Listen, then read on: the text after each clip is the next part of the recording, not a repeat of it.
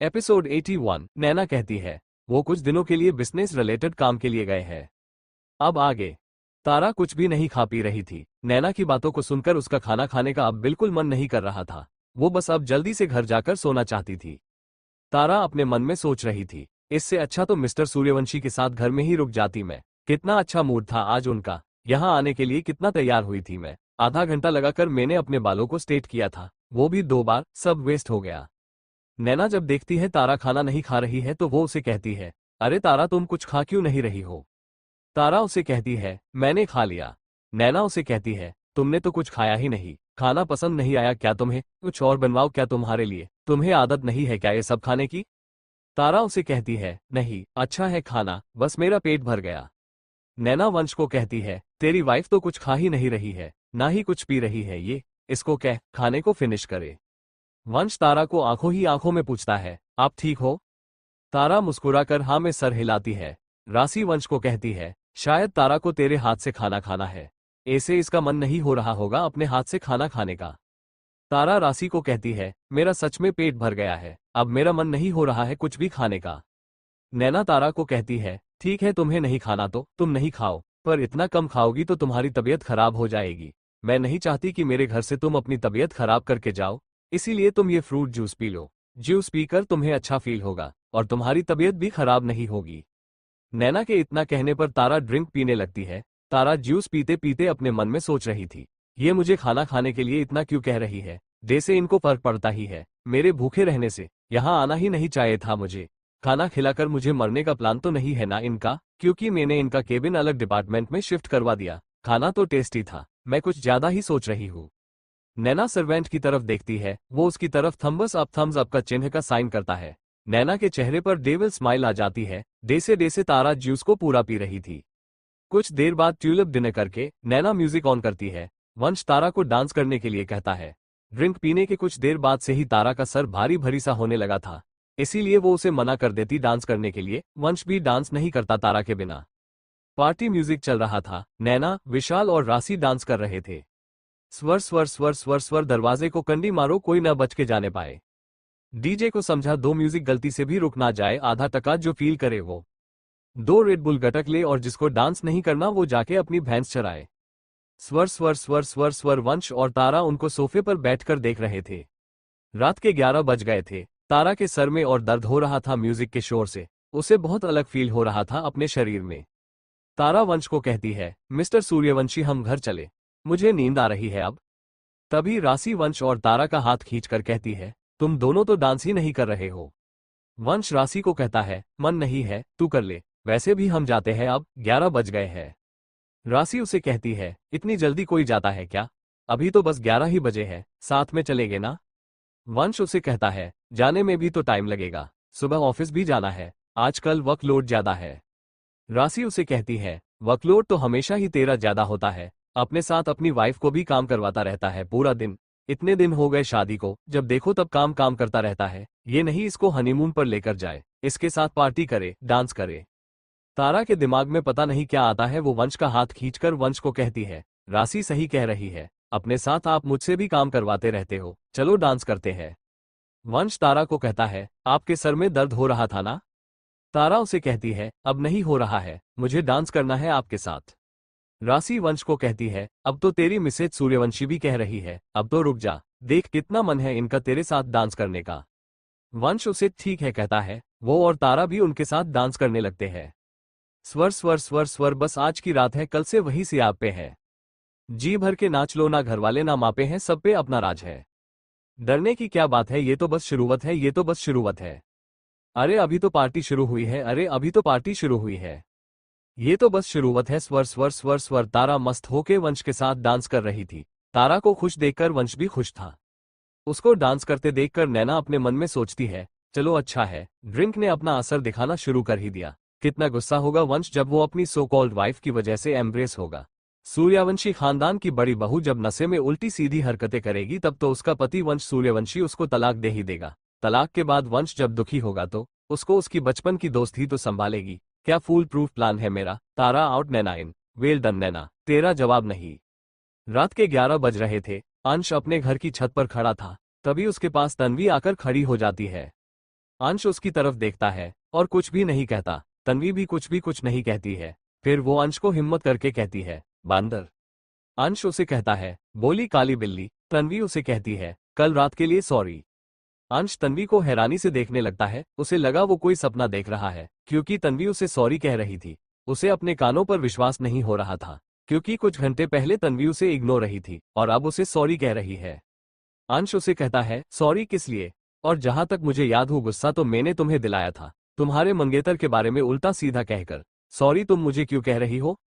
तन्वी उसे कहती है, वो मुझे कल तुम्हें घमंडी नहीं कहना चाहिए था। मना तुम हो घमंडी, तुम में पैसों का घमंड है। तुम में इस बात का भी घमंड है कि तुमने सूर्यवंशी खानदान में जन्म लिया है, पर मुझे तुम्हें तुम्हारे मुंह पर तो घमंडी नहीं कहना चाहिए था। तन्वी अपनी धुन फ्लो में बिना अंश की तरफ देखे सब कुछ कह रही थी। तभी उसकी नजर अंश पर जाती है, जो उसको घूर कर देख रहा था। वो उसे कहता है, तुम मुझसे सॉरी कहने आए हो या मुझे गुस्सा दिलाने आए हो? तन्वी उसे कहती है, मैं तुमसे सॉरी कहने ही आई हूँ। कल रात के लिए सॉरी। मुझे तुम्हें यह भी नहीं कहना चाहिए था कि तुम तुम्हारे डैड के पैसों पर ऐश करते हो।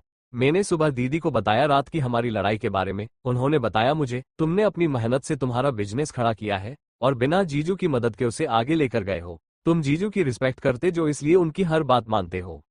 अंश उसे कहता है, तुमने भाभी को भी बता दिया रात की हमारी लड़ाई के बारे में? तन्वी उसे कहती है, मैं अपनी दीदी को हर बात बताती हूँ, उनको तुम्हारी सारी हरकतों के बारे में बताती हूँ। मैं जो हरकतें तुम मेरे साथ करते हो वो भी बताया था मैंने। जो तुमने मेरी मदद की थी, मेरा एडमिशन लेटर लाकर दिया था, हर बात बताती हूँ मैं अपनी दीदी को, जो मैं बता सकती हूँ। रात वाली बात तो इसलिए बताई थी क्योंकि मैं तो तुम्हारी शिकायत करना चाहती थी उनसे, पर उन्होंने मुझे ही डांट दिया ये कहकर कि मुझे तुम्हें घमंडी नहीं कहना चाहिए था, मुझे तुमसे माफी मांगनी चाहिए, तुम मुझसे बड़े हो, जीजू के भाई हो, उनके देवर को, वगैरह वगैरह।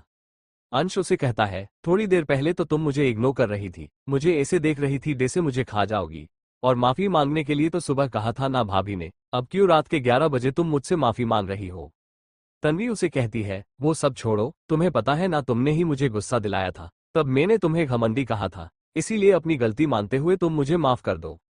अंश अपने मन में कहता है, माफी भी ऐसे मांग रही है जैसे मुझ पर एहसान कर रही है। इतनी रात को मुझसे माफी मांगने क्यों आई है ये? तन्वी उसके हाथ को हिलाकर कहती है, बंदर करो मुझे माफ। अंश उसे कहता है, ठीक है, किया तुम्हें माफ, और मुझे ये बंदर कहना भी बंद करो। अंश नाम है मेरा, ये कहा करो। मेरी मॉम ने बहुत सोचकर मेरा नाम अंश रखा था, अंश सूर्यवंशी। तन्वी उसका हाथ खींचकर नीचे ले जाते हुए कहती है, क्या सोचकर रखा था? जीजू का नाम वंश है तो तुम्हारा नाम अंश रख लिया, क्या मेहनत लगी इसमें? नाम तो तुम्हारा तब अच्छा होता अगर तुम्हारा नाम अर्जुन या अमन होता, और बंदर को तो बंदर ही कहूंगी ना मैं। इतनी रात को भी तुम्हें बंदर की तरह चैन नहीं है? ये नहीं कि अपने रूम में रहो, कितना ढूंढा मैंने तुम्हें पूरे घर में, और तुम वहां छत पर घूम रहे हो, बंदर कहीं के। तन्वी अंश का हाथ खींचकर छत के नीचे लेकर आ रही थी। अंश जो उसके हाथ खींचने पर उसके पीछे पीछे चल रहा था, वो उससे पूछता है, ए काली बिल्ली, मुझे कहाँ खींचकर ले जा रही हो? मेरा हाथ खींचकर तोड़ने का इरादा है क्या? तन्वी उसको उसके रूम में लेकर आती है। वो उसे कहती है, मैंने तुम्हें अब माफ कर दिया, तुमने मुझे माफ कर दिया, अब हमारे बीच में कोई लड़ाई नहीं है, चलो अब पढ़ाओ मुझे। तन्वी अंश के रूम के बेड पर बैठ जाती है, जहां उसकी किताबें पहले से ही रखी हुई थी। अंश किताबों को देखकर उसको कहता है, तो तुम मुझसे माफी मांगने का इतना नाटक इसलिए कर रही थी क्योंकि तुम्हें मुझसे पढ़ना है, तुम चाहती हो मैं तुम्हें पढ़ाऊं? तन्वी उसे कहती है, तो तुम्हें क्या लगा, आओ मुझे पढ़ाओ, तुम कैसे भी हो पर तुम इंटेलिजेंट हो, साथ में तुम बहुत अच्छे से समझते हो। कल जब मैं तुमसे लड़ाई करके अपने रूम में गई थी, फिर ये वाला टॉपिक मुझे बिल्कुल समझ में नहीं आ रहा था। पूरे दिन मैं इसको समझने की कोशिश कर रही थी, फिर मैं थक हार कर तुम्हारे रूम में आ गई पर तुम यहाँ नहीं थे, तो मैं तुम्हें ढूंढते हुए छत पर आ गई। अब ज्यादा नाटक करने की जरूरत नहीं है, चुप होके यहाँ आओ और मुझे सब समझाओ। मुझे टॉप करना है इस बार कॉलेज में और तुम्हारे बिना मैं नहीं कर सकती। अंश उसे कहता है, तुम मुझे ऑर्डर दे रही हो? मैं कोई तुम्हारा सर्वेंट हूँ जो तुम्हारी सारी बात मानूंगा? किससे पूछकर तुम मेरे रूम में आए हो? तुम्हें नहीं पता किसी के रूम में बिना उसकी परमिशन के नहीं आना चाहिए? तन्वी उसे कहती है, तुम भूल गए, तुम मेरे दीदी के देवर हो, मेरे जीजू के भाई हो, मेरे रिश्तेदार हो, इसीलिए मैं तुम्हारे रूम में आ सकती हूँ। अंश उसे कहता है, ये क्या लॉजिक है, बाहर जाओ मेरे रूम से अपनी किताबें लेकर। तन्वी उसे कहती है, तुम मुझे नहीं पढ़ाओगे? अंश उसे कहता है, नहीं, रात ज्यादा हो गई है, मेरा मूड नहीं है तुम्हें पढ़ाने का, मुझे नींद भी आ रही है, मुझे भी सोने दो, तुम भी सो जाओ। इतना स्ट्रेस नहीं लो एग्जाम का, तुम्हें सब कुछ आता है, तुम बस एग्जाम से डर रही हो, 100 से ऊपर कोई नंबर नहीं होते हैं। तन्वी उसका हाथ खींचकर बेड पर उसको बैठा कर उसको कहती है, तुम मुझे पढ़ा रहे हो या मैं जीजू के पास जाकर तुम्हारी शिकायत करके आओ कि तुम मुझे नहीं पढ़ा रहे हो। अंश उसको कहता है, जाओ भाई के रूम में, तुम भूल रही हो भाई और भाभी है ही नहीं इस वक्त घर में, किससे शिकायत करोगी मेरी। तन्वी कुछ सोच कर कहती है, ठीक है तो मैं यशोदा आंटी के पास जाती हूँ, आजकल मैं उनकी फेवरेट हो रही हूँ, वो जब तुम्हारे कान खींचेगी तब तुम्हारी अकल ठिकाने आएगी, फिर तो तुम्हें मुझे पढ़ना ही पड़ेगा। तन्वी जाने कहती है। अंश उसका हाथ पकड़कर अपनी तरफ खींच लेता है, जिससे तन्वी उसकी गोद में गिर जाती है। एक पल के लिए तो उन दोनों को ही समझ में नहीं आता ये क्या हो गया। तन्वी उसकी गोद से उठकर उसको कहती है, बंदर कहीं के ये क्या कर रहे थे तुम। अंश उसको जल्दी से कहता है, सॉरी मैं बस तुम्हें रोक रहा था, चलो पढ़ते हैं। तन्वी कुछ नहीं कहती है, उतना तो उसको अंश पर और यशोदा जी की परवरिश पर विश्वास था ही कि वो कभी भी ऐसी बड़ी हरकत जानबूझकर नहीं करेगा। उसे पता था अंश बस उसको रोक रहा था। तन्वी उसके सामने बैठ जाती है। अंश उसको पढ़ाने लगता है। अंश के दिमाग में थोड़ी देर पहले का तन्वी का उसकी गोद में गलती से बैठना याद आ रहा था। तन्वी ऐसा कुछ भी फील नहीं कर रही थी, वो तो भूल भी गई थी सब कुछ। अंश के दिमाग कोई बात आती है, वो तन्वी से कहता है, सुनो। तन्वी बुक में देखते हुए हम्मम कहती है। अंश उसे कहता है, थोड़ी देर पहले जो हुआ था उसके बारे में भाभी को नहीं बताना। तन्वी उसको कंफ्यूजन में पूछती है, क्या नहीं बताना हो, क्या हुआ था। अंश उसे कहता है, वो जो हम दोनों, तुम मेरी मतलब मैंने तुम्हें खींचा था और तुम मेरे ऊपर, हम इतने करीब, तुमने कहा था ना तुम भाभी को मेरी सारी बातें बताती हो, प्लीज भाभी को नहीं बताना, मैंने कुछ भी जानकर नहीं किया था। तन्वी उसे कहती है, मुझे पता है तुम ऐसी बड़ी हरकत जानबूझकर नहीं कर सकते, और वैसे भी मैं बस दीदी को वो बातें बताती हूँ जब मैं तुम्हारी शिकायत करना चाहती हूँ। मुझे लगता है जब तुम गलत होते हो। आज तुम सेफ हो, पर अगर जानकर तुम मुझे परेशान करोगे तो दीदी को भी बताऊंगी और जीजू को भी बता दूंगी मैं सब कुछ। अंश उसे कहता है, तुम कब तक मुझे मेरे भाई भाभी का नाम लेकर डराने वाली हो। तन्वी उसे कहती है, हमेशा, अब इधर उधर की बातें करना बंद करो और ये मुझे समझाओ। तन्वी बुक अंश को दे देती है। अंश बुक लेकर तन्वी को सब कुछ समझने लगता है। उनको पढ़ते पढ़ते रात के 2 बज जाते हैं। अंश को तो पहले से ही नींद आ रही थी, वो तो उसको तन्वी ने जबरदस्ती करके उसको पढ़ाने को कहा था। अब उसको और नींद आने लगी थी, पर तन्वी तो जाने का नाम ही नहीं ले रही थी। उसने तो ठान ही आज सारा सिलेबस पूरा करके ही रहेगी। अंश उसे कहता है, काली बिल्ली मुझे नींद आ रही है, तुम भी सो जाओ, मुझे भी सोने दो। तन्वी उसे कहती है, बस ये लास्ट टॉपिक है, फिर चली जाऊंगी मैं। अंश को लाइट भी परेशान कर रही थी तो वो तन्वी को कहता है, मुझे तो नींद आ रही है ना, सो जाओ तुम, किस जन्म की दुश्मनी निकाल रही हो तुम मुझसे। तन्वी कुछ भी नहीं कहती है। अंश एक नजर तन्वी को देखता है और थक हार कर लाइट से बचने के लिए अपने मुंह पर तन्वी का दुपट्टा डाल लेता है। उसको आंख बंद करते ही नींद आ जाती है। तन्वी एक नजर अंश को सोते हुए देखती है, फिर अपना ध्यान अपनी बुक्स में लगा लेती है। अगली सुबह सन बिहाइंड क्लाउड्स सुबह 7 बजे अंश की आंख खुलती है। उसको उठते ही तन्वी का चेहरा दिखता है। अंश बिना पलक झपकाए बस तन्वी को ही देखने लगता है। उसके दिल को भी पता था उसको तन्वी से प्यार होने लगा था। उसकी करीबी, उसकी बातें उसको अच्छी लगने लगी थी, पर वो इस बात की बिल्कुल भी नहीं मानना चाहता था। तन्वी की आंख खुलती है, वो देखती है अंश उसे ही देख रहा था। तन्वी को भी रात की 3 बजे पढ़ते पढ़ते ही नींद आने लगी थी। वो जब जाने लगी तब वो अपना दुपट्टा अंश के मुंह से हटाने लगती है, पर अंश उसके दुपट्टे को कसकर पकड़ लेता है, को उसको नहीं छोड़ता। तन्वी का भी अंश को जागने का मन नहीं करता है क्योंकि वो समझ रही थी अंश बहुत ज्यादा थक गया था उसको पढ़ाने के चक्कर में, और अपना दुपट्टा छोड़कर तो वो जाने वाली थी नहीं, वो भी वही सो जाती है। उसको कोई बुराई नजर नहीं आ रही थी अंश के साथ एक रूम में सोने में। उसकी नजरों में अंश उसका बस रिलेटिव था। तन्वी उठकर जल्दी से अपना दुपट्टा ठीक करती है। वो अंश को कहती है, तुम मुझे ऐसे घूरकर क्यों देख रहे थे। अंश उसे पूछता है, सवाल तो मुझे तुमसे पूछना चाहिए, तुम मेरे रूम में क्या कर रही हो, मेरे बेड पर मेरे साथ क्यों सो रही थी। तन्वी अपनी किताबों को लेकर उसको कहती है, भूल गए रात को तुम मुझे पढ़ा रहे थे, रात को मुझे यही नींद आ गई, थैंक यू मुझे पढ़ाने के लिए। तन्वी जाने लगती है। अंश उसको पीछे से पूछता है, तुम्हारा अगला पेपर कब है। तन्वी उसे कहती है, 1 हफ्ते बाद है। तन्वी उसके रूम से चली जाती है। अंश वापस से सो जाता है। दूसरी तरफ ट्यूलिप सुबह 9 बजे तारा की आंख धीरे धीरे खुलती है। उसके सर में बहुत ज्यादा दर्द हो रहा था। उसके चेहरे पर खिड़की से धूप आ रही थी जो उसको परेशान कर रही थी। वो अपनी आंखों पर हाथ रखकर वंश को कहती है, मिस्टर सूर्यवंशी प्लीज ये खिड़की बंद कर दीजिए, मेरे सर में बहुत ज्यादा दर्द हो रहा है, ऐसा लग रहा है जैसे मेरा सर आज फट जाएगा। कुछ हो गया है क्या मुझे, पहले ऐसा कभी नहीं हुआ, माइग्रेन तो नहीं हो गया मुझे। वंश जो उसके पास ही बैठा था और उसके जागने का इंतजार कर रहा, उसको पता था तारा का उठने के बाद कुछ ऐसा ही हाल होने वाला था। वंश साइड टेबल से नींबू पानी का ग्लास उठाकर तारा को देते हुए कहता है, आप चिंता नहीं करो, ये पीजिए, कुछ भी नहीं हुआ आपको, दारू पीकर अगले दिन ऐसा ही लगता है। तारा अपना सर पकड़कर वंश को कहती है, तो मुझे क्यों ऐसा फील हो रहा है? मैंने थोड़ी ना दारू पी थी। मुझे फिलहाल कोई बात नहीं करनी है। पहले आप प्लीज ये खिड़की बंद करके उस पर कर्टन लगाए, मेरी आंखों में दर्द हो रहा है इस रोशनी से। वंश वो खिड़की बंद करके उस पर कर्टन लगा देता है। फिर वंश तारा को वो नींबू पानी का ग्लास देता है। तारा का सर अभी भी दर्द कर रहा था। वो धीरे धीरे वो नींबू पानी पीने लगती है। तारा अपने आप को देखती है, उसने नाइट सूट पहन रखा था। वो याद करने की कोशिश करती है। वंश उसे बस बैठा बैठा देख रहा था। वंश उसे पूछता है, आपको कुछ भी नहीं याद है कल रात को क्या क्या हुआ था? आपने क्या किया था? तारा उसे कहती है, हम रात को मिस खन्ना के घर पर गए थे, हम सभी डांस कर रहे हैं। फिर हम घर कब आए? वंश उसको कहता है, हाँ हम डांस कर रहे थे, पर उससे पहले आपने दारू पी ली थी। तारा वंश की तरफ देखती है। वंश हाँ में सर हिलाता है। तारा उसे पूछती है, आप सच कह रहे हो मैंने दारू पी ली थी?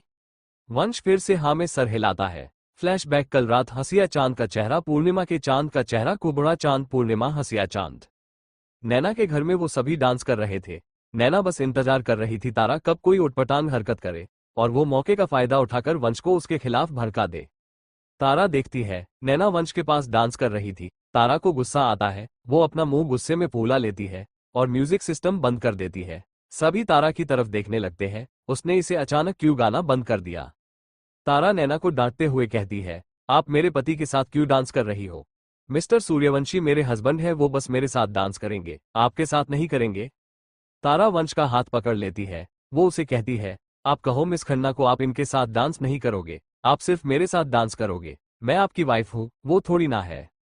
नैना वंश को कहती है, वंश तारा ये क्या कह रही है? अब इसे तेरी दोस्त के साथ डांस करने से भी प्रॉब्लम है, इतना शक कौन सी वाइफ करती है?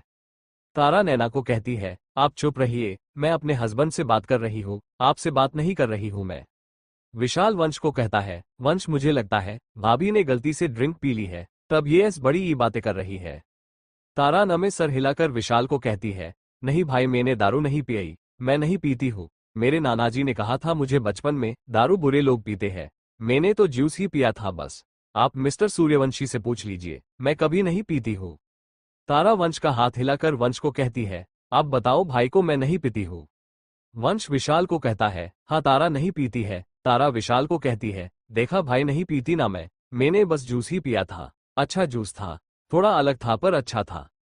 तारा नैना को कहती है, मुझे तो लगा था आप मुझे देखकर दुखी होगी क्योंकि मैं मिस्टर सूर्यवंशी के साथ आ रही हूँ, पर आपने तो मेरी भी अच्छे से खरीदारी की थी। आपको पता है मैंने यहाँ आने के लिए कितनी तैयारी की थी? आधा घंटा लगाकर मैंने अपने बालों को स्ट्रेट किया था, वो भी 2 बार, वो भी इसलिए क्योंकि मिस्टर वंश। तारा का मुंह बंद कर देता है। राशि हंसते हुए वंश का हाथ हटाते हुए कहती है, बोलने दे तारा को, बेशर्म इंसान, तुझ में शर्म नहीं है, अपनी वाइफ का मुंह बंद करके उसको बोलने से रोक रहा है। राशि तारा को कहती है, तारा आप बोली, आपने 2 बार आपके बालों को स्ट्रेट क्यों किया था? तारा उसे कहती है, क्योंकि मिस्टर सूर्यवंशी को रोमांस करना था मेरे साथ। आप सबको क्या कह रहे थे? ट्रैफिक मिल गया था? कोई ट्रैफिक नहीं मिला था हमें। मैंने कितना कहा था इनको हमें लेट हो रही है, पर इन्होंने मुझे कहा कि ज्यादा टाइम नहीं लगेगा। तारा वंश को घूर के देखती है, 1.5 घंटा लगाया था इन्होंने, तभी तो मुझे 2 बार बाल स्ट्रेट करने पड़े थे। हमेशा ऐसा ही करते हैं, इनका बस चले न तो पूरा दिन मेरे साथ रोमांस करते रहे, ये मुझे तंग करते रहते हैं बस। राशि वंश को कहती है, बहुत गलत बात है, पूरा दिन कोई रोमांस करने का होता है क्या? कोई क्यों तंग करता है तू इनको? वंश राशि को कहता है, तुझे शर्म नहीं है बिल्कुल भी? मेरी वाइफ के ड्रंक होने का फायदा उठा रही है। मैं कभी तेरी और विशाल की बातों के बारे में पता लगाता हूँ क्या? तारा वंश को कहती है, आप क्या कह रहे हो? मैं ड्रंक नहीं हूँ, मैंने नहीं पी थी, मैं तो बस जूस। वंश तारा की बात बीच में काटकर उसे कहता है, हाँ आप ड्रंक नहीं हो, आपने तो बस जूस पिया था। तारा खुश होकर वंश को कहती है, आप तो मेरे मन की बात भी जान लेते हो, कितने टैलेंटेड हो आप। तारा राशि को कहती है, आपको पता है राशि, मिस्टर सूर्यवंशी मुझे। राशि हंसते हुए तारा को हग कर लेती है। वो उसके सर पर हाथ फेर कर उसको शांत करते हुए उसको कहती है, हाँ मैं समझ गई, ये बहुत ज्यादा रोमांटिक है, आपको और बातें बताने की जरूरत नहीं है। मैं ये भी समझ गई कि मेरे हाथ से इतना रोमांटिक हस्बैंड निकल गया। राशि तारा का हाथ वंश को दे देती है। वो अपनी हंसी कंट्रोल करते हुए वंश को कहती है, तारा को नशा ज्यादा हो गया है, इनको घर लेकर जा, इससे पहले कि ये तेरे और बेडरूम सीक्रेट खोले, मैं रिग्रेट में मर जाऊं। तुझसे शादी नहीं करने के लिए प्लीज इनको लेकर जा और कम तंग किया कर इनको। तारा वंश को कहती है, देखा अब तो राशि ने भी कह दिया, आप मुझे बहुत ज्यादा तंग करते हो, पर इनको कैसे पता चला आप मुझे तंग करते हो? आपने बताया क्या इनको? ये आपकी बेस्ट फ्रेंड है ना, आपने हो बताया होगा, है ना? वंश उसे कहता है, हाँ मैंने हो बताया था इसको। तारा उसे नाराजगी के साथ कहती है, हर बात कोई बताने की होती है क्या? ऐसा कौन करता है? मैं थोड़ी ना आपकी बातें पूजा और ज्ञान को बताती हूँ। बहुत बुरे हो आप, मुझे नहीं करनी आपसे बात। वंश तारा की बात सुनकर अपना माथा पीट रहा था। वो सोच रहा था उसको घर कैसे लेकर जाए। राशि और विशाल दोनों को ही हंसी आ रही थी तारा की बातें सुनकर। वहीं नैना को खून के घुट ले रही थी तारा की बातें सुनकर। कहा वो तारा और वंश की लड़ाई कराना चाहती थी, कहा उसे ये सुनने को मिल रहा था कि वंश कितना रोमांटिक है, वो तारा को कितना तंग करता है। वंश तारा को कहता है, तारा चलिए हम घर चलते हैं। तारा उसे कहती है, अभी तो आए थे हम, अभी थोड़ी ना जाएंगे। पार्टी तो पूरी रात चलती है ना, अमीर लोगों की। मिस खन्ना भी तो अमीर है, नहीं है क्या? तारा नैना से पूछती है, आप नहीं हो क्या अमीर? वंश उसको बाहर ले जाते हुए कहता है, हम दोनों घर पर पार्टी करेंगे, ये वाली पार्टी इतनी अच्छी नहीं थी, हम दोनों अच्छी वाली पार्टी करेंगे। तारा खुश होकर उसके साथ चलने लगती है। वो उसे खुश होकर कहती है, सच में घर में पार्टी करेंगे ही हम? वंश उसे हाँ में जवाब देता है। वो दोनों बाहर चले जाते हैं। उन दोनों के जाते ही राशि और विशाल और ज्यादा हंसने लगते हैं। राशि नैना से कहती है, हम दोनों भी जाते हैं, तारा तो गई, अब क्या ही मजा आएगा तेरी पार्टी में। नैना राशि से पूछती है, तूने ये क्यों कहा था तू रिग्रेट में मर जाएगी वंश से शादी नहीं करने के लिए? तेरे हाथ से रोमांटिक हस्बैंड निकल गया, तू तो विशाल से प्यार करती है ना बचपन से। राशि उसे कहती है, बहुत लंबी कहानी है, फिर कभी बताऊंगा। नैना उसको बताने की जिद करती है, तो राशि विशाल की तरफ इशारा करके कहती है, सब इसकी गलती है, ये है ना ये भाग गया था, ये मुझसे शादी नहीं कर रहा था, तो मेरे और वंश के घर वाले मेरी और उसकी शादी करवा रहे थे। इससे गुस्सा होके मैं वंश से शादी कर रही थी। वो अपनी मॉम की कसम के लिए मुझसे शादी कर रहा था, पर शादी वाले दिन मुझे रियलाइज हुआ कि मैं वंश की जिंदगी बर्बाद कर दूंगी उससे शादी करके। प्यार तो मैं सिर्फ विशाल से ही करती हूँ ना, वो थोड़ी ना मुझसे प्यार करता है। कितना अच्छा और शांत है वंश, मैं ठहरी चालक, तो मैं शादी से भाग गई। नैना राशि से कहती है, तब वंश ने तारा से ऐसे अचानक से शादी की थी क्या? राशि उसे कहती है, हाँ वो उनसे पहले से ही प्यार करता था, तो उसने उनको कह दिया शादी के लिए, फिर उन दोनों की शादी हो गई। राशि और विशाल भी वहां से चले जाते हैं। नैना अपने मन में कहती है, मैंने कहा था डैड को वंश ने अपनी मर्जी से शादी नहीं की थी, तारा ने जबरदस्ती उसकी शादी करवाई है। उस तारा ने मौके का फायदा उठाकर मेरे वंश को फंसाया था और उसकी सब्स्टिट्यूट वाइफ बन गई। ये तो मुझसे भी ज्यादा गेम खेलती है। वंश और तारा कार में थे। वंश कार चला रहा था, तारा ने कार में गाना चला रखा था। तारा जोर जोर से गाना गा रही थी, कार पर तबला बजाते हुए। स्वर स्वर स्वर स्वर हौले हौले साजना, धीरे धीरे बालमा, ओ हो। जरा हौले हौले चलो मोरे साजना, हम भी पीछे हैं तुम्हारे।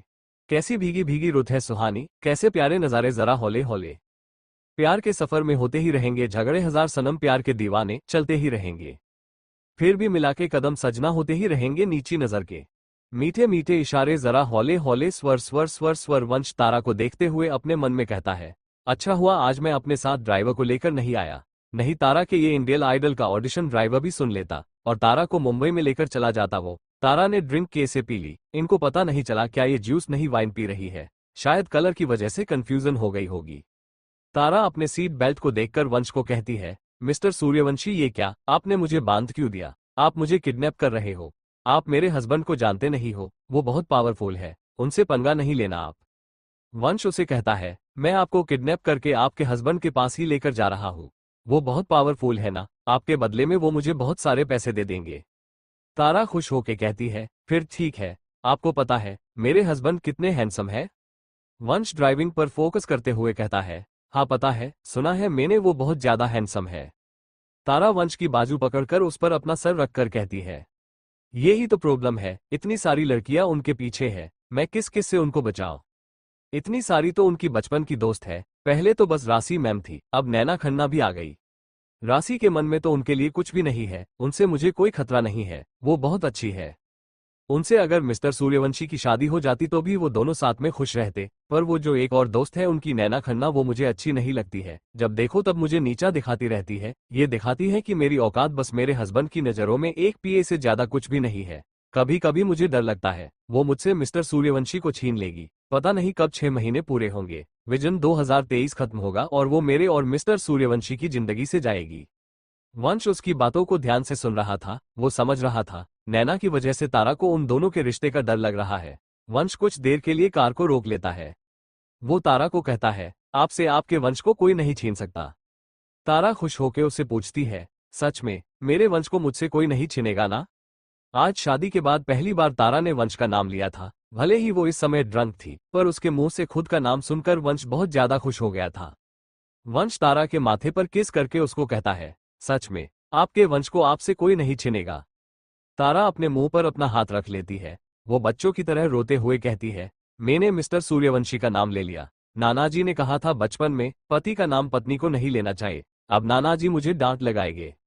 वंश का दिल कर रहा था कार के स्टीयरिंग व्हील पर अपना सर मार ले, पर वो कर भी क्या सकता था। थी तो तारा उसकी ही प्यारी सी वाइफ। आज बस वो ड्रंक थी, उसको उसकी बच्चों वाली हरकतें सहनी ही पड़ेगी। वंश एक बार तारा के गाल को प्यार से थपथपता है और उसको कहता है, हम आपके नानाजी को नहीं बताएंगे कि आपने वंश का नाम अपने मुंह से लिया था। तारा अपने मुंह पर उंगली रखकर उसको कहती है, ठीक है, मैं भी नहीं बहाऊंगी, आप नहीं बताना कि मैंने वंश का नाम लिया था। वंश हाँ में सर हिलाकर कार स्टार्ट कर लेता है। तारा और वंश सूर्यवंशी हाउस में आ जाते हैं। तारा गार्ड को देखती है जो कि सो रहा था। तारा वंश को कहती है, वंश ये देखिए ये भैया सो रहे हैं, अपनी ड्यूटी नहीं कर रहे हैं, चलो इनको उठाते हैं। इनको कहते हैं नहीं सोने के लिए, ऐसे कोई सोते हैं क्या? वंश तारा का मुंह बंद करके उसको धीरे से कहता है, रात हो रही है ना इसीलिए सो रहा है, इनको सोने देते हैं, हम भी सो जाते हैं।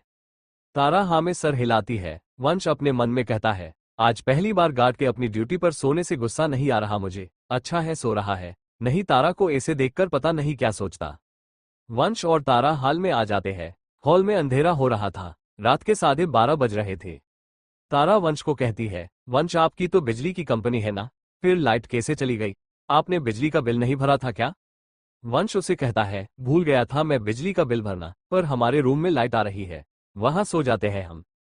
तारा अपने पेट की तरफ इशारा करके कहती है, मुझे भूख लग रही है, मुझे खाना खाना है। वंश उसे कहता है, हम अभी तो खाकर आए हैं ना, नैना के घर पर खाना, फिर से खाना खाना है आपको? तारा उसे मुंह फूलाकर वंश को डांटते हुए कहती है, मुझे नहीं खाना था आपकी दोस्त के घर में खाना, वो मेरी बुराई कर रही थी आपके सामने, आप आराम से खाना खा रहे थे, मुझसे तो बिल्कुल नहीं खाया गया उनके घर का कुछ भी, आपने क्यों खा लिया? अब मुझे भूख लग रही है, आप मेरे लिए कुछ अच्छा सा बनाइए। वंश उसे कहता है, इतनी रात को क्या बनाऊं मैं आपके लिए, कुछ न कुछ किचन में होगा वो ही खा लेना आप। तारा उसको जिद करके कहती है, नहीं आपके हाथ का बना खाना ही खाना है मुझे। तारा वंश का हाथ खींचकर उसको किचन में ले जाती है। वो किचन काउंटर पर बैठकर उसको कहती है, अच्छा सा बनना, मुझे भूख लग रही है, मुझे ठंडा खाना पसंद नहीं है, मम्मी मेरे लिए हमेशा गर्म रोटियां ही बनती है, आप भी गर्म ही बनाना। वंश फ्रीज में देखता है कुछ खाने के लिए है क्या, लिखली उसमें राजमा चावल रखे हुए थे। वंश उनको तारा के लिए माइक्रोवेव में गर्म करके उसको प्लेट में डालकर दे देता है। तारा खाने को देखकर खुश हो जाती है। वो वंश के हाथ से खाने की प्लेट ले लेती है। वो वंश को कहती है, वाह वाह आपको खाना बनाना भी आता है वंश, मैं तो आपका टेस्ट ले रही थी, आप तो 100 मार्क्स से पास हो गए, आप तो पारफे हस्बैंड हो, कितनी जल्दी आपने मेरे लिए इतना सब बना लिया। वंश उसे कहता है, मैंने इतनी मेहनत से बनाया है, अब खा लीजिए आप। तारा उसे कहती है, कैसे खाऊं मैं, मेरे हाथ कहाँ गए, मिल ही नहीं रहे। वंश को हंसी भी आ रही थी, रोना भी आ रही थी तारा की हरकतों पर। वो चमचे से तारा को खाना खिलाने लगता है। तारा खुश होकर आराम से वंश के हाथ से खाना खा रही थी। तारा को अच्छे से खाना खिलाकर वंश तारा को कहता है, अब सो जाए हम। तारा हाँ में सर हिलाती है। वंश उसको किचन काउंटर से उतरने लगता है। तारा ना में सर हिला कहती है, मुझे आपके कंधे पर बैठकर हमारे रूम में जाना है। तारा की बात सुनकर वंश को हंसी आने लगती है। वो उसको हंसते हुए कहता है, क्या कहा आपने, आपको मेरे कंधे पर बैठकर हमारे रूम में जाना है? तारा हाँ में सर हिलाती है। वंश उसे कहता है, तारा मेरे कंधे दर्द करने लग जाएंगे, प्लीज ऐसे ही अपने पैरों से चले जाओ आप। तारा उसे कहती है, आप मुझे गोद में उठा सकते हो, कंधे पर नहीं उठा सकते। ठीक है मैं यही सो जाऊंगी किचन में, अगर आप मुझे नहीं लेकर गए तो। तारा वही किचन काउंटर पर सोने लगती है। वंश उसको रोकते हुए कहता है, ठीक है आप जैसे कहोगी वैसे मैं आपको हमारे रूम में लेकर चला जाऊंगा, आपको ऐसे किचन काउंटर पर सोने की कोई जरूरत नहीं है। तारा जल्दी से वंश के कंधे पर बैठ जाती है। वंश उसको किचन के बाहर लेकर आ जाता है। तारा में इतना ज्यादा कोई वजन नहीं था। वंश ने जिम में इतनी बॉडी तो बना रखी थी कि अपनी वाइफ को वो आसानी से उठा सकता था। तारा और वंश सीढ़ियों से ऊपर जा रहे थे। तारा ने वंश के बालों को पकड़ रखा था। वो दोनों अपने रूम में आ जाते हैं। तारा को वंश नीचे उतार देता है। वंश तारा को कहता है, अब सो जाते हैं।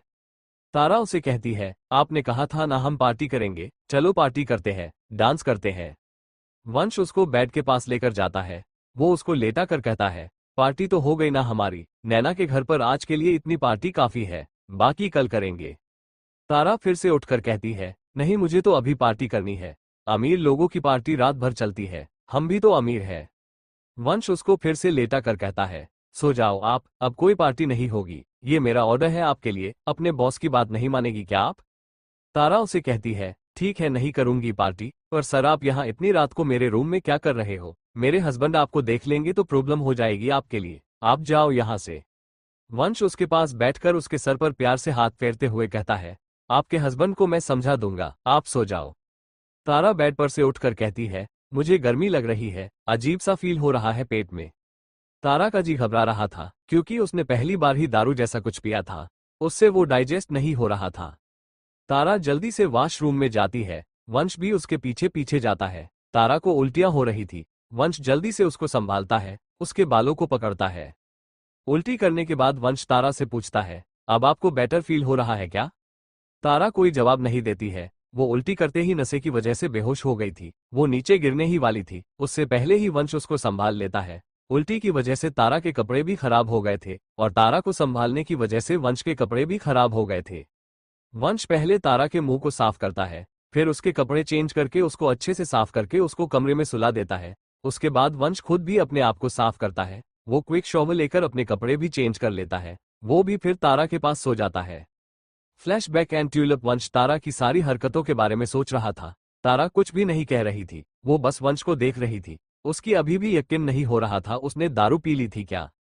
तारा वंश को कहती है, पर मैंने ड्रिंक नहीं की थी, मैंने बस 2 ग्लास जूस पिया था, एक तो जब हम मिस खन्ना के घर गए थे तब, और एक खाना खाने के बाद। मैंने ड्रिंक नहीं पी थी, दारू का टेस्ट तो खराब होता है, वो जूस तो अच्छा था, फ्रूट जूस तो अच्छा होता है, उससे थोड़ी ना नशा होता है। वंश तारा को कहता है, मुझे नहीं पता आपने कब ड्रिंक पी थी, पर आप कुछ ज्यादा ही नशे में थी, आप अपने होश में बिल्कुल नहीं थी, ड्रिंक पीने के बाद आप बहुत ज्यादा खुश ही गई थी। तारा उससे पूछती है, मैंने कल रात को नशे में क्या क्या की था? कोई उल्टी सीधी हरकत तो नहीं की थी ना मैंने? वंश को तारा की कल रात की हरकतें याद आने लगती है, उसको हंसी आने लगती है उन सबको याद करते हुए। वंश को हंसते हुए देखकर तारा को डर लगने लगता है, ये सोचकर कि उसने ऐसा क्या किया था रात को कि वंश को इतनी ज्यादा हंसी आ रही है।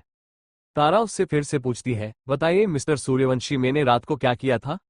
वंश अपनी हंसी पर कंट्रोल करके उसे बताता है, पहले तो आप नॉर्मल थी, आप बस डांस कर रही थी, फिर आप सबके सामने ये कह रही थी, मैं बहुत ज्यादा रोमांटिक हूँ और आपको बहुत ज्यादा तंग करता हूँ, हमको कल नैना की पार्टी में जाने में लेट क्यों हो गई थी?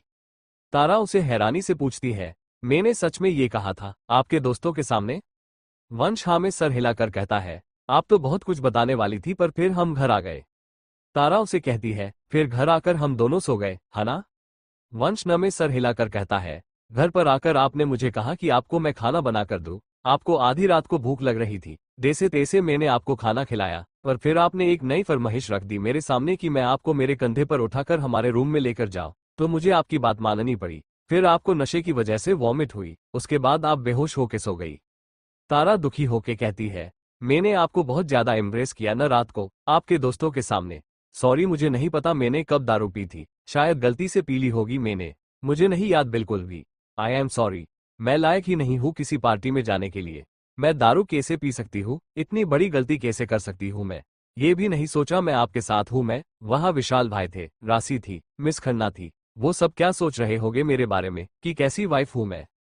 तारा की आंखों से आंसू आने लगते हैं। वंश उसके आंसू पोंछकर उसके माथे पर किस करके कहता है, ड्रिंक करने में कोई बुराई नहीं है, और आपने कौन सी जानबूझकर ड्रिंक की थी? और रही बात मेरे दोस्तों की, तो वो नहीं कर रहे हैं आपको जज, वो मेरे दोस्त है, मैं अपने दोस्तों को जानता हूँ, मेरे दोस्त मुसीबत में साथ निभाने वाली में है, ना कि मजाक उड़ने वाले। हम साथ में हंसते हैं, मजाक नहीं उड़ते हैं। उनको भी पता है आपने गलती से ड्रिंक कर ली थी, अब तक तो भूल भी गए होगे वो। हमें भी भूल जाना चाहिए कि आपने रात को ड्रिंक पी थी। घर में किसी को नहीं पता है, हम किसी को बताए भी नहीं कि आपने रात को ड्रिंक पी थी, ठीक है? तारा हाँ में सर हिलाती है, पर वो अभी भी थोड़ी दुखी थी अपने रात के बिहेव की वजह से। उसे ये लग रहा था रात को उसने वंश को बहुत ज्यादा परेशान कर दिया था, उसके दोस्तों और नैना के सामने उसकी क्या इज्जत रह जाएगी। नैना को तो मौका मिल जाएगा, ये कहना कि तारे उसके लिए ठीक नहीं है, वो उनकी तरह हाई प्रोफाइल सोसाइटी से बिलोंग नहीं करती है, इसीलिए दारू पी के इसी हरकतें की थी। तारा को दुखी देखकर वंश उसे कहता है, इन सब के साथ इंपॉर्टेंट बात तो मैंने आपको बताई ही नहीं जो आप में नशे में की थी। तारा उससे टेंशन में पूछती है, और क्या किया था मैंने? इन सब बातों के अलावा भी मैंने आपको इम्प्रेस किया था क्या? आई एम सॉरी, मैंने और कुछ भी किया हो तो मुझे कुछ भी याद नहीं है। वंश तारा के हाथ पर हाथ रखकर उसको कहता है, तारा मैंने कहा ना आपको इम्बस फील करने की जरूरत नहीं है, रात को जो भी हुआ उसके लिए। मैं अगर रात को गलती से ड्रिंक पी लेता तो क्या आप मेरा ध्यान नहीं रखती क्या? आप मेरी वजह से इम्प्रेस फील करती क्या? तारा नमे कर हिलाती है। वंश उसे कहता है, तो वैसे ही मैं भी बिल्कुल एम्ब्रेस फील नहीं कर रहा हूँ आपकी वजह से, आपने बस गलती से ड्रिंक पी ली थी जो बिल्कुल बड़ी बात नहीं है मेरे लिए। तारा को रिलीफ फील हो रहा था वंश की बात सुनकर, फिर उसे वंश की थोड़ी देर पहले कही बात याद आती है तो वो उससे पूछती है, मैंने रात को कौन सी इंपॉर्टेंट चीज की थी, आप बताने वाले थे ना? उसमें तो मैंने आपको एम्ब्रेस नहीं किया था ना? वंश उसे खुश होकर बताता है, आपने मुझे रात को एम्ब्रेस नहीं खुश किया था, आपने मुझे पहली बार वंश कहा था, ना कोई सर, ना कोई मिस्टर सूर्यवंशी, सिर्फ वंश। तारा उसे छोटी आंखें करके घूर कर देखकर कहती है, ये आप झूठ कह रहे हो ना? मेरे साथ मजाक कर रहे हो ना? मैं आपका नाम ले ही नहीं सकती। मैं नशे में थी तो क्या आप कुछ भी मुझे कहोगे और मैं आपकी बात मान लूंगी? वंश उसे कहता है, पर आपने लिया था मेरा नाम। रात को आप मुझे वंश कहकर ही बुला रही थी। कितना अच्छा लग रहा था आपके मुंह से वंश सुनकर। आप मुझे वंश ही कहा कीजिए, आपके मुंह से बहुत ज्यादा अच्छा लग रहा था मेरा नाम। तारा बेड से उठकर उसे कहती है, मजाक किसी और के साथ करना, क्यों मुझे झूठ कह रहे कि मैंने आपका नाम लिया था अपने मुंह से? मेरा आगे ही सर में दर्द हो रहा है, आप और मुझे ये बातें करके स्ट्रेस दे रहे हो। मेरे लिए कोई पेन किलर मंगाइए, अभी भी मेरे सर में दर्द हो रहा है। तारा वॉशरूम में चली जाती है फ्रेश होने के लिए। वंश अपने आप से कहता है, मेरी वाइफ को मुझ पर यकीन ही नहीं है, मुझे झूठा कह रही है। वीडियो बनानी चाहिए थी मुझे इनकी, तब इनको मुझ वो विश्वास होता। बेटर लक नेक्स्ट टाइम वंश। कुछ देर बाद तारा और वंश फ्रेश होकर सभी घर वालों को डाइनिंग टेबल पर ज्वाइन करते हैं। तारा को हैंगओवर की वजह से बहुत ज्यादा भूख लग रही थी, वो जल्दी जल्दी खाना खा रही थी। अंश वंश से पूछता है, भाई आपका को प्रोजेक्ट जो आप खन्ना अंकल के साथ पार्टनरशिप करके साइन किए थे, वो प्रोजेक्ट कहाँ तक पहुंचा? वंश उसे कहता है, अच्छा चल रहा है, मैं सोच रहा हूँ। यशोदा जी थोड़ी जोर से कहती है, 1000 बार कह दिया है घर में ऑफिस की बातें नहीं करनी है, खाना खाते समय तो बिल्कुल भी नहीं करनी है। वंश और अंश साथ में उनको सॉरी मॉम कहते हैं। तन्वी को हंसी आने लगती है। वो हंसते हुए यशोदा जी को कहती है, सही कहा आपने आंटी, घर परिवार की बातें करनी चाहिए, आस पड़ोस की बातें करनी चाहिए, ना कि सुबह सुबह काम से संबंधित फालतू बातें करनी चाहिए। पर बंदर को ये बात समझ में नहीं आती है। अंश उसे कहता है, काम से रिलेटेड बात फालतू नहीं होती है, और ये बात काली बिल्लियों को भी समझ में नहीं आती है। यशोदा जी अंश को कहती है, मैंने तुम्हें कहा है ना तन्वी को नाम से बुलाने के लिए। अंश इनको कहता है, पर मॉम बंदर इसने मुझे कहा है पहले। यशोदा जी तन्वी को कहती है, तन्वी मैंने तुम्हें भी कहा था ना अंश को अंश कहने के लिए, इसको अंश क्यों नहीं कहती हो तुम? तन्वी उनको कहती है, आंटी बचपन में मेरे पापा के घर एक क्यूट सा बंदर आता था, वो बिल्कुल इसकी तरह ही दिखता था। आपके इस बेटे पर बंदर नाम सूट करता है, तब मैं इसको बंदर कहती हूँ। अंश यशोदा जी से पूछता है, आप अभी भी चाहती ही मैं इसका नाम लेकर पुकारा करूँ इसे? यासोद की उन दोनों को कहती है, जो बोलना हो बोलो, तुम दोनों एक दूसरे को परेशान कर दिया है मुझे तुम दोनों ने। यशोदा जी वंश को पूछती है, रात को तुम दोनों कब आए थे? वंश उन्हें कहता है, लेट हो गई थी आने में मॉम, 12 साढ़े 12 बज गए थे। तेज तेज खाना खाने की वजह से तारा के गले में खाना अटक जाता है और उसको खांसी आने लगती है। वंश उसे पानी देता है पीने के लिए। तन्वी तारा को कहती है, दीदी आराम से खाना खाओ, इतनी क्या जल्दी जो रही है आपको? तारा उसे कहती है, मुझे भूख लग रही है और ऑफिस के लिए भी लेट हो रही है। तन्वी उसे हंसते हुए पूछती है, रात को खाना नहीं खाया था क्या आपने जीजू की दोस्त के घर में? तारा उसे कहती है, खाया था। तारा को वैसे ही हैंगओवर की वजह से चिड़चिड़ापन महसूस हो रहा था, अब ऐसे तन्वी के सवाल से और ज्यादा भूख की वजह से और गुस्सा आने लगता है। तारा तन्वी को डांटते हुए कहती है, भूख लग रही है मुझे, खाना खाने से मुझे।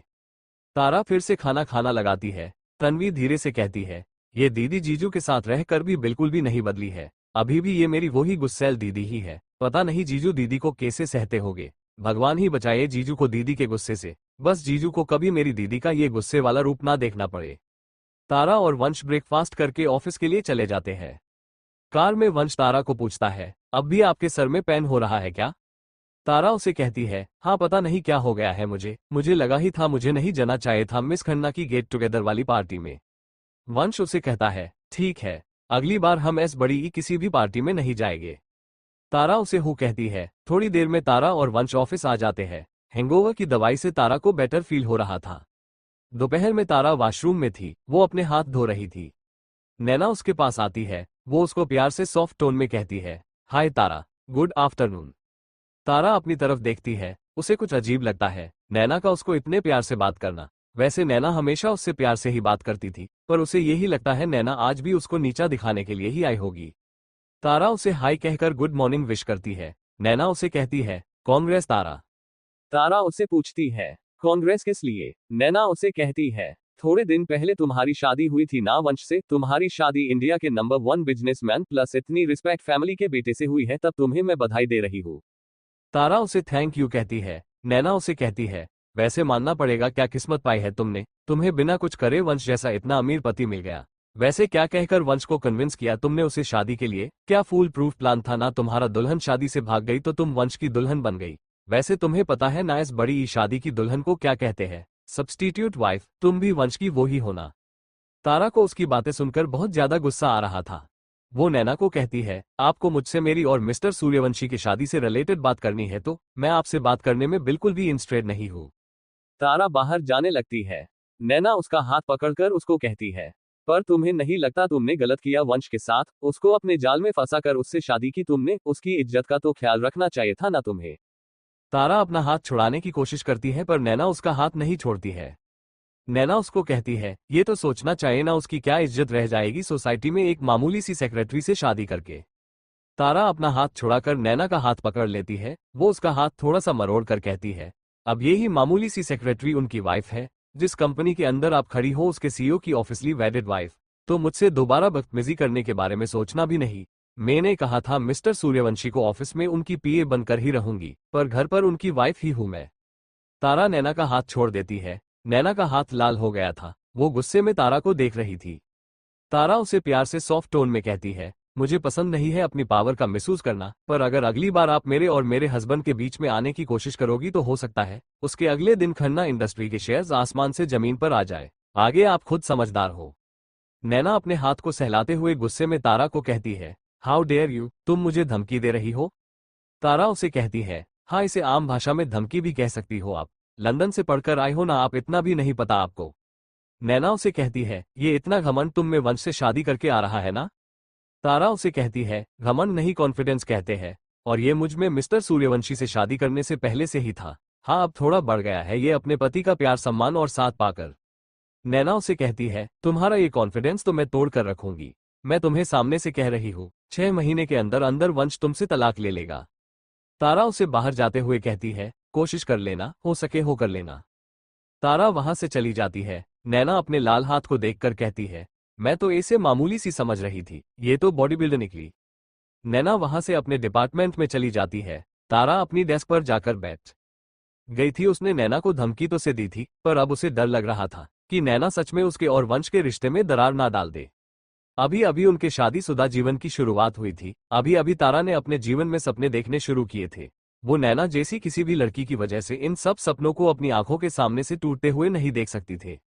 तारा पूजा और ज्ञान को मैसेज करती है लंच ब्रेक में अपने पहले वाले रेस्टोरेंट में मिलने के लिए। उनको इन दोनों से जरूरी बात करनी है। वो दोनों उसे ओके का मैसेज करते हैं। लंच ब्रेक में गुलाब। वो तीनों अपने उस दिन वाले रेस्टोरेंट में पहुंच जाते हैं। पूजा और ज्ञान दोनों को ही तारा टेंस दिखाई दे रही थी। वो दोनों समझ रहे थे कोई जरूर बड़ी बात हुई है, तभी तारा ने उन दोनों के साथ मीटिंग ऐसे अचानक से रेस्टोरेंट में फिक्स की थी। पूजा तारा से पूछती है, क्या हुआ तारा, आज फिर से कोई प्रॉब्लम हो गई क्या? तारा हाँ में सर हिलती है और आज की नैना से रिलेटेड सारी बात बताती है उन दोनों को वॉशरूम में हुई थी। पूजा तारा से पूछती है, ये नैना खन्ना तेरे और बॉस के बीच में गलतफहमी क्यों करना चाहती है? ज्ञान उसे कहता है, सिंपल सी बात है, इस खन्ना तारा की जगह लेना चाहती है। तारा उसे कहती है, नहीं मैं ऐसा कुछ भी नहीं दे सकती। मैं प्यार करती जी मिस्टर सूर्यवंशी से, उस नैना खन्ना को तो बिल्कुल अपनी जगह नहीं लेने दूंगी। पूजा तारा को कहती है, तू क्यों घबरा रही है, तेरी जगह कोई नहीं ले सकता। ज्ञान बर्गर खाते हुए तारा को कहता है, हाँ पूजा सही कह रही है, तेरी जगह कोई नहीं ले सकता। वैसे भी 6 महीने में कैसे वो तेरा और बॉस का तलाक करवाएगी? मेरे ताऊजी ने मुझे बताया था, आजकल कम से कम 1.5 साल लगते हैं तलाक होने के लिए। तू टेंशन नहीं ले, वो नैना खन्ना तेरे और बॉस के बीच में डाइवोर्ट करवाएगी तो हम उनके ऊपर केस कर देंगे तेरे और बॉस के बीच में आने के लिए। मैंने बताया था ना तुझे, मेरे ताऊजी बहुत बड़े लॉयर है, तेरा केस वो फ्री में लड़ लेंगे, तुझसे थोड़ी ना पैसे लेंगे वो। तू चिंता मत कर, हमारे पास भी कानून की ताकत है। तारा ज्ञान को कहती है, अपने ये फालतू आइडिया अपने पास रख। तुम दोनों ये बताओ, मैं मिस खन्ना को मिस्टर सूर्यवंशी से दूर कैसे रखूं? आज तो उन्होंने मुझे अपने मुंह से कह दिया अपने नापाक इरादों के बारे में। पूजा कुछ सोचकर तारा को कहती है, अगर विजन 2023 ही खत्म हो जाए तो ना रहेगा विजन 2023, न रहेगी नैना। तारा उसे कहती है, नहीं ऐसा नहीं कर सकती मैं, ये विजन 2023 मिस्टर सूर्यवंशी का सपना है, इतने सालों से देखा हुआ, कितने गरीब लोग का रोजगार जुड़ा है इससे। अपने लिए मैं इतने सारे लोग की जिंदगी के साथ खिलवाड़ नहीं कर सकती, कुछ और सोचने पड़ेगा। ज्ञान उसे कहता है, जो पिछली बार किया था वो ही इस बार भी कर ले, बॉस से बात कर, उनको बता से मिस खन्ना के बारे में, वो अगर तुझसे प्यार करते ही तो तुझे समझेंगे और मिस खन्ना से दोस्ती तोड़ देंगे हमेशा के लिए। तारा पूजा से पूछती है, मिस्टर सूर्यवंशी को बताना सही है क्या? उनको ये नहीं लगेगा मैं उन पर शक कर रही हूँ? पहले मुझे अपने लेवल पर ही कर लेना चाहिए मिस खन्ना और मिस्टर सूर्यवंशी को दूर रखने का। पूजा उसको कहती है, सर के चाहे बिना कुछ भी नहीं होगा, सर तेरी साइड रहेंगे तभी सब सही रहेगा, सब तेरे फेवर में रहेगा। ज्ञान तारा के मुंह के पास बर्गर ले जाता है, वो उसे कहता है, तू ज्यादा टेंशन नहीं ले, कुछ खा ले, बिना खाना खाए कैसे मिस खन्ना से लड़ेगी? ताकत चाहिए तुझे भी हर चीज के लिए, डोंट वरी, कुछ भी नहीं कर पाएगी मिस खन्ना। तारा उसके हाथ से बर्गर खा लेती है, अपने दोस्तों से बात करके उसको थोड़ी राहत मिल रही थी। तारा बर्गर खाते हुए उन दोनों से कहती है, पहले लाइफ कितनी आसान थी, अच्छी जॉब थी, ऑफिस से घर, घर से ऑफिस और कुछ भी नहीं, पर जब से मेरी शादी हुई है अब ये नहीं रामायण शुरू हो गई है, अपने पति को दूरी लड़कियों से बचाने की। पता नहीं मेरी ही पति को इतना हैंडसम और अमीर होना तक क्या क्या क्या करना पड़ता है अपना शादीशुदा जीवन बचाने के लिए। ज्ञान उसे कहता है, हाँ तो लग्जरी लाइफ ऐसे ही थोड़ी ना मिलती है, मेहनत करनी पड़ती है उसको मेंटेन करने के लिए, पापड़ खाने हैं तो पापड़ बेलने पड़ते हैं ना। अच्छे से खाना खाकर वो तीनों वापस अपने ऑफिस चले जाते हैं, और आज भी ज्ञान ने सारा बिल तारा से ही भरवाया था। तारा ने थोड़ा नाटक किया था फिर भर दिया था सारा बिल। तारा और वंश शाम को घर आ जाते हैं, अंश भी उसी टाइम घर आया था। तारा हाल में बैठी यशोदा जी से पूछती है, मॉम तन्वी कहाँ है, अपने रूम में है क्या वो? यशोदा जी उसे कहती है, उसको तो तनु लेने आया था, उसके साथ चली गई वो। अंश यशोदा की को कहता है, बट मॉम उसके एग्जाम है ना, ऐसे कैसी चली गई वो? यशोदा जी उसे कहती है, कितने दिन हो गए उसे घर गए हुए, उसके घर वालों को भी उसकी याद आ रही होगी। अपनी किताबें लेकर गई है वो अपने साथ, उसने मुझे कहा था तुझे कहने के लिए कि वो अपने घर से ही पढ़ लेगी। तारा भी ज्यादा ध्यान नहीं देती है, वो सोच लेती है रात को अपनी मम्मी से फोन पर बात कर लेगी तन्वी के बारे में। अंश अपने रूम में चला जाता है, उसको बिल्कुल अच्छा नहीं लग रहा था, तन्वी वापस चली गई है इसीलिए। वो और तन्वी पूरे दिन लड़ते रहते थे, पर उसको अच्छा लगने लगा था तन्वी का उसके पास रहना, उसको बंदर कहना। अंश अपने आप से कहता है, मुझे क्यों बुरा लग रहा है भाभी के बहन के जाने से, अब तो मुझे मेरे सारे इमोशन पर कंट्रोल भी हो गया था, कभी ना कभी तो उसको जाना ही था, पर एक बार जाने से पहले उससे मिल लेता तो अच्छा रहता। रात को हंसिया चांद का चेहरा पूर्णिमा के चांद का चेहरा कुबड़ा चांद पूर्णिमा हंसिया चांद देने के बाद तारा और वंश अपने रूम में आ जाते हैं, वो दोनों बेड पर थे। तारा अपनी मम्मी को फोन करती है तन्वी को ऐसे अचानक वापस बुलाने के लिए, तो वो उसे ये कह देती है कि ऐसे ही बुला लिया था, डरने वाली कोई बात नहीं है। तारा को भी अपनी मम्मी से बात करके तसल्ली हो जाती है। तारा वंश के पास ही लेट जाती है। वंश तारा को कहता है, आप ज्यादा टेंशन नहीं लो, तन्वी अपने घर ही तो गई है, आप उसके लिए इतनी फिक्र क्यों कर रहे हो? तारा वंश के सीने पर अपना सर रखकर उसको कहती है, पता नहीं, पर अब सब सही है, मम्मी ने कहा ना सब सही है। वंश उसके चेहरे को थोड़ा उठाता हूँ और उसको कहता है, सब सही ही होगा, कुछ हो गए तो हम दोनों तो है ही उसके साथ। वंश झुककर उसके होठों पर अपने होठ मिलने ही वाला था, पर उससे पहले ही तारा वंश के मुंह पर अपना हाथ रखकर उसको कहती है, मिस्टर सूर्यवंशी आज मेरा मन नहीं है, प्लीज आज नहीं, काम की वजह से थक गई हूं मैं, सोना चाहती हूं मैं। वंश भी उसको किसी भी बात के लिए फोर्स नहीं करता है और उसको हक करके ऐसे ही लेटा रहता है। वो उसके सर पर प्यार से हाथ फेर रहा था। तारा को रह रहकर फिर से नैना की याद आ रही थी, उसका उसको चैलेंज करने भी याद आ रहा था। तारा को ये भी लगता है वंश उससे नाराज हो गया है, वो वंश को सॉरी कहती है। वंश उसे पूछता है, सॉरी किस लिए? तारा उसे कहती है, आप गुस्सा तो नहीं होना, मैंने आपको माना कर दिया, आप चाहो तो कर लो, आपको जो करना है वो। वंश उसको कहता है, आपको क्या लगता है आपका कंशन मेरे लिए कोई मैटर नहीं रखता है? रिश्ता एक तरफ से नहीं चलता है, दोनों की हाँ होनी चाहिए। क्या बात आपको परेशान कर रही है, आप मुझे बता सकती हो? वंश का सवाल सुनकर तारा उसे कहती है, नहीं, मुझे कोई बात परेशान नहीं कर रही है, आज बस नींद आ रही है। कल की दारू की वजह से अभी भी थोड़ी थकान हो रही है। वंश उसे कहता है, पक्का कोई बात नहीं हुई ना? तारा वंश के गाल के किस करके उसे कहती है, कोई बात नहीं हुई है, कोई बड़ी बात होगी तो आपको ही बताऊंगी ना। आपको इतना तो भरोसा होगा ही मुझ पर कि छोटी मोटी बातों को तो मैं अपने लेवल कर ही हैंडल कर सकती हूँ। पहले जब मैं सिर्फ आपकी पीए थी तब मुझ में इतनी पावर थी, अब तो मैं सूर्यवंशी खानदान की बड़ी बहू हूँ, अब तो मेरी पावर बहुत ज्यादा बढ़ गई है। वंश उसे के गाल पे किस करके कहता है, और एक बात हमेशा याद रखना, कोई भी प्रॉब्लम हुई तो आपका हस्बैंड हमेशा आपके साथ खड़ा रहेगा। तारा वंश को हग कर लेती है। तारा अपने मन में कहती है, सॉरी मिस्टर सूर्यवंशी, मैं आपको अभी नैना के बारे में नहीं बता सकती, क्योंकि उसको तो मैं अपने लेवल पर ही हैंडल करना चाहती हूँ।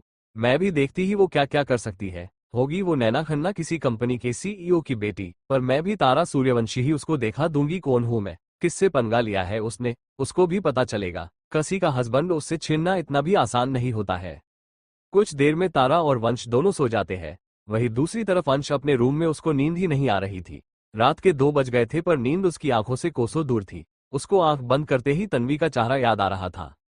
अंश आंखें बंद किए हुए अपने आप को कहता है, ये क्या हो रहा है, मुझे नहीं करता हूं मैं उस काली बिल्ली से प्यार, क्यों मुझे आंख बंद करते ही बस वो ही दिख रही है। जब से वो मेरी जिंदगी में आई है सब कुछ रुक गया है। सही कहता हूं मैं उसको, काली बिल्ली, कोई काम सही से नहीं हो रहे मेरे, नींद भी उड़ा कर चली गई मेरी। अब अपने घर भी चली गई ना वो, पर मुझे पता है कुछ दिनों में वापस आ जाएगी जब उसे कोई चीज समझ नहीं आएगी तब। ये कहते हुए कि अंश तन्वी की नकल करते हुए कहता है, बंदर मुझे ये समझाओ, तुम अच्छा समझते हो, वैसे तो मैं तुम्हारे जैसे घनमरी इंसान की कोई मदद ना लूं कभी, पर तुम इंटेलिजेंट हो, साथ में मेरे जीजू के भाई एक दीदी के देवर हो, तो तुम मेरे रिश्तेदार भी हो, इसीलिए मैं तुम्हारी मदद ले रही हूँ। इसीलिए चुप होके बिना कोई फालतू बकवास करे मुझे ये सवाल समझाओ, मुझे टॉप करना है। ये सब याद करके अंश के चेहरे पर स्माइल आ जाती है। उसके कानों में तन्वी की आवाज आती है, बंदर तुम मेरी नकल उतार रहे हो। अंश अपने आसपास देखता है, उसके पास तन्वी लेटी हुई थी। अंश उसे कहता है, तुम यहाँ क्या कर रही हो? तन्वी उसे कहती है, तुम मेरे बारे में क्यों सोच रहे हो? तुम्हें पता है ना मेरी शादी होने वाली है, किसी और की अमानत हूं मैं कभी तुम्हारी नहीं हो सकती। अंश उसके थोड़ी पास आकर उसे कहता है, क्यों कर रही हो शादी? अभी उम्र ही क्या है तुम्हारी, मना कर दो अपने नानाजी को। तन्वी उसके पास आकर उसे कहती है, शादी तो होकर रहेगी और तुम मुझे तब भी कुछ भी नहीं पाओगे। अंश उसके गाल गाल पर हाथ रखकर उसे कहता है, क्या कहूं तो तुम्हें मैं खुद कंफ्यूज हूं अपनी फीलिंग्स के लिए, जब से हम दोनों मिले हैं तब से तो बस लड़ते ही आए हैं, ऐसे थोड़ी ना प्यार होता है। तन्वी उसकी आंखों में देखकर कहती है, बंदर तुम्हें मुझसे सच में प्यार हो गया है ना? अंश उसके माथे पर किस करके उसको हक करके कहता है, हाँ, अगर इसे प्यार कहते हैं तो मुझे तुमसे प्यार हो गया है, पर मैं तुम्हें ये नहीं कहूंगा। तन्वी उसे कहती है, क्यों नहीं कहोगे? अंश उसे कहता है, सोने दो मुझे, बिना शादी किए ही रोज रोज मेरी नींद उड़ने आ जाती हो तुम। अंश को तो पहले ही नींद आ गई थी, वो तो बस तन्वी का सपना देख रहा था। अगले दिन तारा उठती है, वो वंश की बाहों में रही थी, वंश ने उसे टाइटली हक कर रखा था। तारा वंश के माथे पर किस करती है और उसको धीरे से कहती है, गुड मॉर्निंग मिस्टर सूर्यवंशी। तारा उठने लगती है, वंश बिना अपनी आंखें खोले मुस्कुरा तारा को गुड मॉर्निंग कहता है और तारा को और टाइटली ज्यादा हक कर लेता है। तारा वंश को कहती है, मिस्टर सूर्यवंशी मुझे उठना है, प्लीज मुझे जाने दीजिए, अब लेट उठेंगे तो ऑफिस में जाने में भी लेट हो जाएगी। वंश उसे कहता हूँ, कभी नहीं। वंश की बात सुनकर तारा के चेहरे पर स्माइल आ जाती है। वो वंश को कहती है, आपसे दूर नहीं जा रही हूँ मैं, बस बेड से उठ रही हूँ। वंश अपनी पकड़ को ढीला कर देता है। तारा उठकर बैठ जाता, वो तारा वंश के बालों को सहलाकर उठकर वॉशरूम में चली जाती है। वंश तारा को वॉशरूम में जाते हुए देख रहा था, फिर वापस से अपनी आंख बंद करके कुछ देर और के लिए सो जाता है।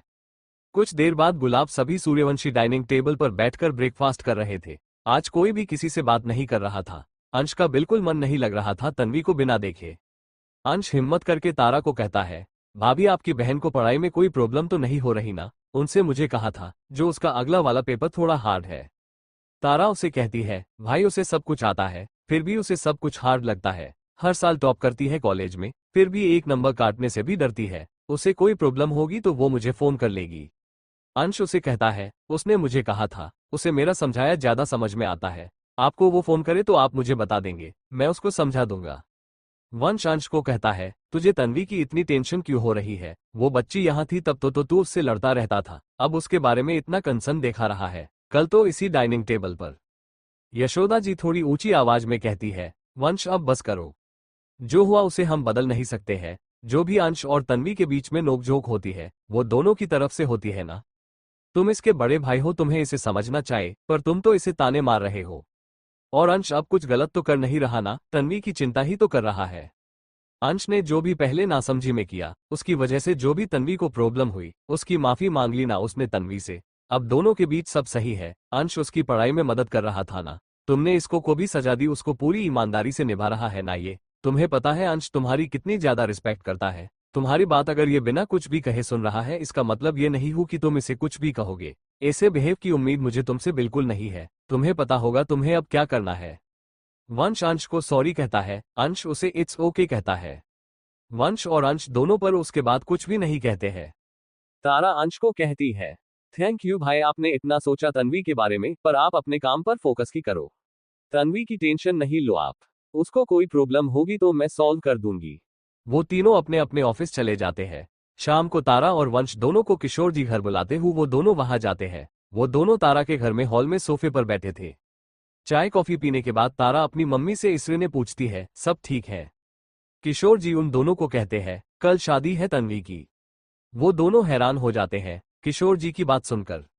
वंश उनको कहता है, इतनी जल्दी कैसे? पर नाना जी, 1.5 महीने बाद होने वाली थी ना तन्वी को शादी, कल ही कैसे?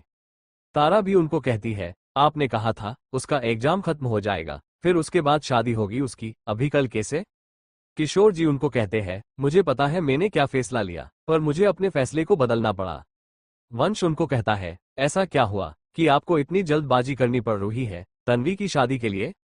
किशोर जी उनको बताते हैं, मैंने तन्वी को इतनी जल्दी इसलिए बुलाया था क्योंकि मेरे जिस दोस्त के पोते से मैं तन्वी की शादी करवा रहा हूँ, उस दोस्त को हार्ट अटैक आया था। वो हॉस्पिटल में भर्ती है। अभी तब तो ठीक है वो मैं तन्वी को उनसे मिलने के लिए लेकर गया था।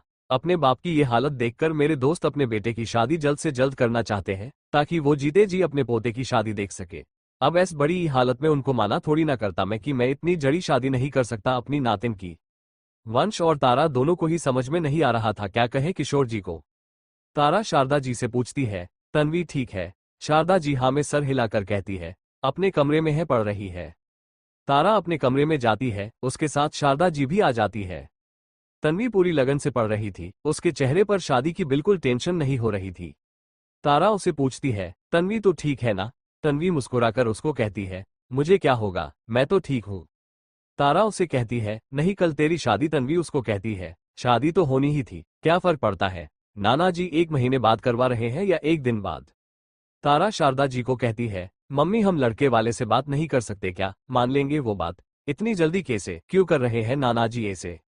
तन्वी तारा का हाथ पकड़कर उसको कहती है, दीदी आप मेरी टेंशन न करो, मेरी लाइफ के साथ सब सही ही होगा। हमको बचपन में ऐसा लगता था ना, हम नाना जी का एहसान कैसे चुकाएंगे। अब अच्छा है ना, अगर मेरे उनके बताए रिश्ते से शादी करने से अब चूक जाएगा उनके सारे एहसान। हमारे दिल से भी बोझ उतर गया, नानन जी के एहसानों का बोझ। तारा तन्वी को हक कर लेती है। उसको समझ में नहीं आ रहा था अपनी मासूम सी बहन के लिए क्या करे वो। रात 8 बजे वंश सूर्यवंशी विला वापस आ जाता है। कल ही शादी थी इसीलिए तारा अपने नाना जी के घर रुक गई थी। वंश घर के अंदर जाता है तब अंश और यशोदा जी साथ में हॉल में बैठकर बातें कर रहे थे। वो भी उनके पास बैठ जाता है। यशोदा जी उसे पूछती है, इतनी लेट कैसे हो गई आने में? और तारा कहा है, तुम्हारे साथ नहीं आए वो, ऑफिस में ज्यादा काम है क्या आज? वंश यशोदा जी और अंश को सारी बात बताता है क्या क्या हुआ तारा के घर में। लास्ट में वंश उनको कहता है, इसीलिए तारा वहीं रुक गई, मम्मी और तन्वी की हेल्प हो जाए। अंश वंश को कहता है, पर भाई भाभी के नाना जी ऐसा कैसा कर सकते हैं आपकी साली के साथ? वंश उसे कहता है, उस घर में बस नाना जी की ही चलती है, उनके फैसले के आगे कोई नहीं बोल सकता, मम्मी या तारा भी नहीं। अंश उसको कहता है, पर ये गलत है ना ऐसे एक दिन में शादी करवाना अपनी बेटी की। एक तो वो उसकी शादी ऐसे ही किसी भी लड़के से करवा रहे हैं, ऊपर से उसको आज तक उससे मिलवाया भी नहीं, अब कल शादी करवा रहे हैं। आप मना कर दो उनको, आपकी बात मान लेंगे वो, आप जवाई हो ना उनके। वंश उसको कहता है, मैं कह रहा हूं ना, कुछ भी नहीं कर सकते हम, कल शादी में जाना है, आप दोनों भी चलना, नाना जी के घर में ही है शादी। वंश उठते हुए यशोदा जी को कहता है, मॉम मैं खाना खाकर आया हूँ, आप दोनों खा लेना, मैं सोने जा रहा हूँ। वंश अपने रूम में चला जाता है। अंश यशोदा जी को कहता है, मॉम मुझे भी आज भूख नहीं है, मुझे भी नींद आ रही है, आप खा लेना। अंश भी अपने रूम में चला जाता है। यशोदा जी का भी अकेले खाना खाने का मन नहीं होता है, तो वो भी अपने रूम में चली जाती है। आधी रात हो रही थी। अंश घर की छत पर था। उसको कुछ भी समझ में नहीं आ रहा था ये सब क्या हो रहा था। वो वही छत पर चक्कर काट रहा था। उसको रह रहकर तन्वी का उस दिन का आधी रात का रोना याद आ रहा था, जब उसको पता चला था उसके नानाजी ने उसकी सगाई कर दी है।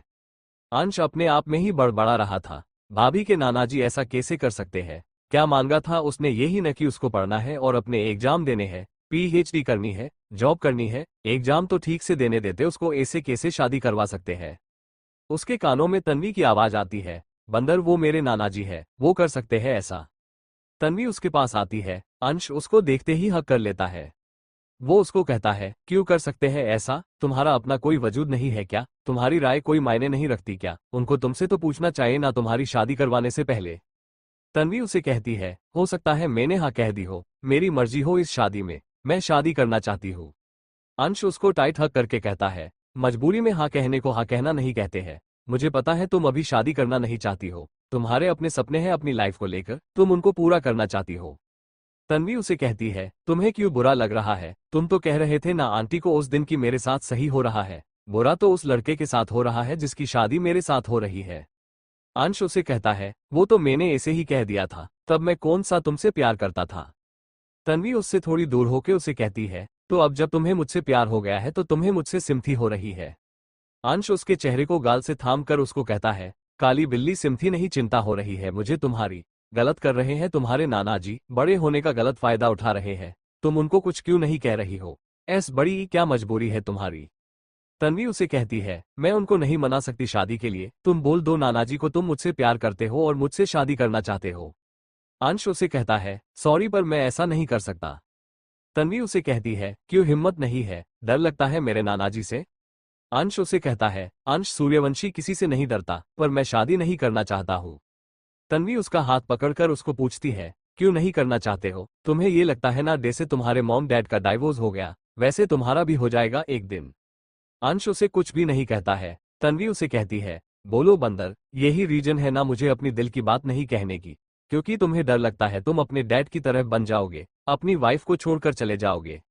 अंश उसे थोड़ी ऊंची आवाज में कहता है, मैं उनकी तरह नहीं हूँ, ना ही कभी उनकी तरह बनूंगा। मैं अपनी मॉम की तरह हूँ, अपने भाई की तरह हूँ।